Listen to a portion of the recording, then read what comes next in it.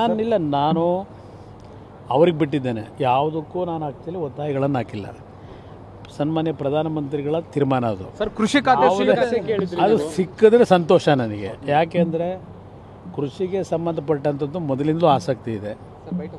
ಆ ಇಲಾಖೆ ಇವತ್ತು ಸನ್ಮಾನ್ಯ ಪ್ರಧಾನಮಂತ್ರಿಗಳು ನನ್ನ ಮೇಲೆ ಏನು ಒಂದು ವಿಶ್ವಾಸ ಇಟ್ಕೊಂಡಿದ್ದಾರೆ. ನನಗಿಂತ ಹೆಚ್ಚಾಗಿ ನಮ್ಮ ತಂದೆಯವರ ಬಗ್ಗೆ ಅವ್ರಿಗೆ ಗೌರವ ಇದೆ.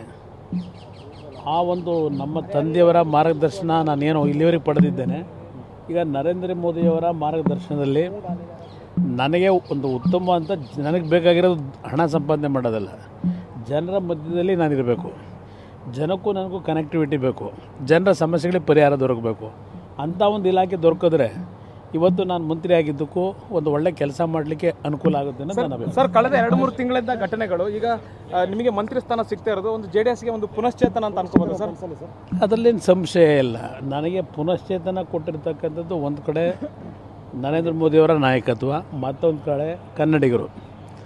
ನಂದೀಶ್ ಸುಗಂಧರಾಜ ಹೂವಿನ ಕೃಷಿ ಮಾಡಿ ಎಕರೆಗೆ 7 ಲಕ್ಷ ಗಳಿಸ್ತಿದ್ದಾರೆ. ನೀವು ಕೂಡ ಅವರಿಂದ ಕಲಿಬೇಕಾ? ಅವ್ರ ಜೊತೆ ವಿಡಿಯೋ ಕಾಲ್ನಲ್ಲಿ ಮಾತಾಡಬೇಕಾ? ಈಗಲೇ ಫ್ರೀಡಮ್ ಆ್ಯಪ್ ಡೌನ್ಲೋಡ್ ಮಾಡಿ. ಕನ್ನಡ ನಾಡಿನ ಜನತೆ ಇವತ್ತು BJP ಮತ್ತು JDSನ ಮೈತ್ರಿಯನ್ನು ತುಂಬ ಹೃದಯದಿಂದ ಸ್ವಾಗತ ಮಾಡಿ ಈ ಎರಡೂ ಪಕ್ಷಗಳ ಮೈತ್ರಿ ನಮಗೆ ಸಹಮತ ಇದೆ ಅಂತಕ್ಕಂಥ ಸಂದೇಶವನ್ನು ಕೊಟ್ಟಿದ್ದಾರೆ. ಇದರ ಸಂಪೂರ್ಣ ಕೀರ್ತಿ ನನಗೂ ಇವತ್ತು ಒಂದು ಶಕ್ತಿ ತುಂಬಿರತಕ್ಕಂಥ ಕೀರ್ತಿ ನನ್ನ ನಾಡಿನ ಜನತೆಗೆ, ವಿಶೇಷವಾಗಿ ನಮ್ಮ ಮಂಡ್ಯ ಕ್ಷೇತ್ರದ ಮತದಾರರಿರ್ಬೋದು, ಬೆಂಗಳೂರು ಗ್ರಾಮಾಂತರ ಮತದಾರರಿರ್ಬೋದು, ಅವ್ರಿಗೆ ಹೆಚ್ಚಿನ ಒಂದು ವಿಶೇಷವಾದ ಕೃತಜ್ಞತೆಗಳು. ನನ್ನ ನಾಡಿಗೆ ಒಂದು ಕೃತಜ್ಞತೆ ಸರ್. ನಿಮ್ಮ ಕುಟುಂಬ ಸಮೇತ ಎಲ್ಲ ಬಂದಿದ್ದಾರೆ, ಕುಟುಂಬದವರು ಬಂದಿದ್ದಾರೆ, ನಿಮ್ಮ ಬೆಂಬಲಿಗರು ನ್ಯಾಚುರಲಿ ಭಾಳ ಆಸೆಯಿಂದ ಅಭಿಮಾನಿಗಳು, ಹಿತೈಷಿಗಳು ಬರ್ತಕ್ಕಂಥದ್ದು ಸರ್ವೇ ಸಾಮಾನ್ಯ ಬಂದಿದ್ದಾರೆ ನಮ್ಮದು ವಿಶ್ವಾಸ ಮಾಡೋದಕ್ಕೆ. ಅವ್ರಿಗೆ ಆರೋಗ್ಯದ ಸಮಸ್ಯೆಯಿಂದ ವರ್ಷಗಳ ಬಳಿಕ ದೆಹಲಿಯಲ್ಲಿ ಮತ್ತೊಂದು ಪ್ರಮಾಣ ವಚನ ನಿಮ್ಮ ಕುಟುಂಬದಿಂದ ಸ್ವೀಕಾರ ಮಾಡ್ತಿರೋದು ಅಧಿಕಾರದಲ್ಲಿತ್ತು ಸರ್, ಇದಕ್ಕೇನು ಹೇಳ್ತೀರಿ ಸರ್? ಇಲ್ಲಿ ನನಗೆ ಪ್ರಮಾಣ ವಚನ ಸ್ವೀಕಾರ ಮಾಡ್ತಕ್ಕಂಥದ್ದು ಒಂದು ಒಳ್ಳೆಯ ಗಳಿಗೆ.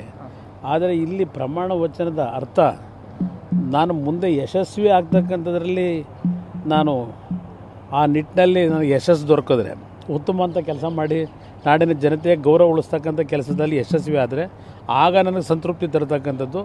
ಆಗ ನಿಮ್ಮ ಜೊತೆ ನನ್ನ ಖುಷಿನ ಹಂಚ್ಕೊತೀನಿ. Okay sir, thank you.